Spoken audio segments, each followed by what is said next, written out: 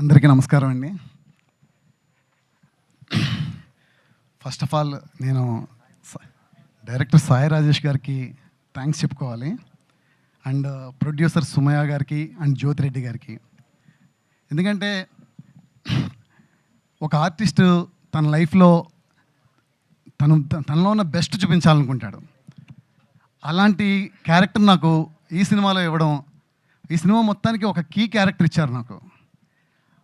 ఆ character select చేయడానికి కూడా సాయి రాజేష్ గారు నన్ను రిఫర్ చేసి ఈయనే కావాలి అని, అది ప్రొడ్యూసర్ గారు కంపల్సరీ మిమ్మల్ని ఒక బయట అడుగుతున్నారు, మీతో ఆడిషన్ అవసరం లేదు కానీ కావాలి నాకు అని అడిగి తీసుకుని ఆవిడ చూపిస్తే ఆవిడ అది చూసి ఆవిడ కళ్ళ నీళ్ళు పెట్టుకున్నారు, మీరు చెయ్యాలి ఇది అని అడిగి. నాకు నిజంగా చాలా ఆనందంగా ఉంది. చాలా very very thankful to you sir, Sai Rajesh గారు. అండ్ ఇంకొక విషయం నేను ఇక్కడ చెప్పాలనుకుంటున్నాను. నేను ఈ మధ్యకాలంలో కొన్ని సినిమాలు చేశాను, బ్రో నారప్ప లాంటివి. కానీ నా ఫస్ట్ సినిమా 10 సంవత్సరాల క్రితం బుర్రకథ అనే సినిమా. నాకు సాయి రాజేష్ గారు అక్కడ పరిచయం. నాది ఏంటంటే ఇది 1 మినిట్ పడుతుంది, ఏమనుకోకండి. నేను ఇది ఎందుకు చెప్తున్నానంటే ఒక మనిషి క్యారెక్టర్ ఎలా ఉండాలి అనే దాని గురించి చెప్తున్నాను.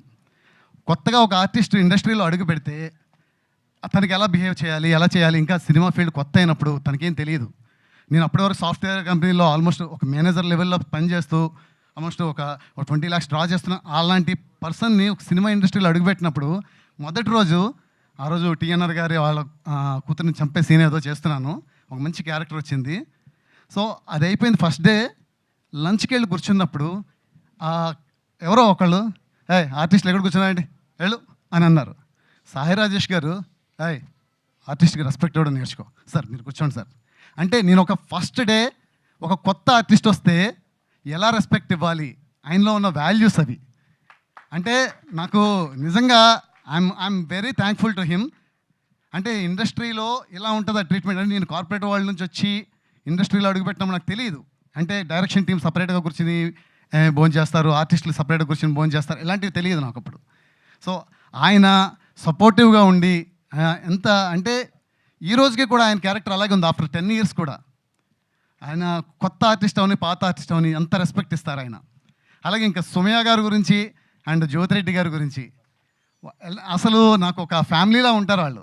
అంటే వచ్చి వాళ్ళు సెట్లో యాక్ట్ చేస్తున్నప్పుడు కూడా ప్రతి మినిట్ అసలు వాళ్ళు చూసి వచ్చి కళ్ళ నీళ్ళు పెట్టుకుని వచ్చి ఆవిడ కౌగిలించుకుని మరి జ్యోతిరెడ్డి గారు వాళ్ళందరూ నాకు సపోర్ట్ ఇవ్వడం అనేది really I'm very thankful.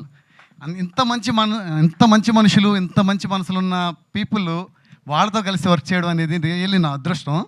I'm very thankful to DOP sir and all direction team, Madhu garu. I'm very thankful. డీరుమా ఒక మంచి కాన్సెప్ట్తో వచ్చింది. ఈ మధ్యకాలం ఇంత మంచి కాన్సెప్ట్తో సినిమా వస్తే చాలామంది ఆదరిస్తున్నారు. దయచేసి మీరు 18th వచ్చే ఈ డీరుమా సినిమాని అందరూ చూసి దీన్ని మీరు ఆదరించాలని మనస్ఫూర్తిగా కోరుకుంటున్నాను. థ్యాంక్ యూ అండి, thank you so much. And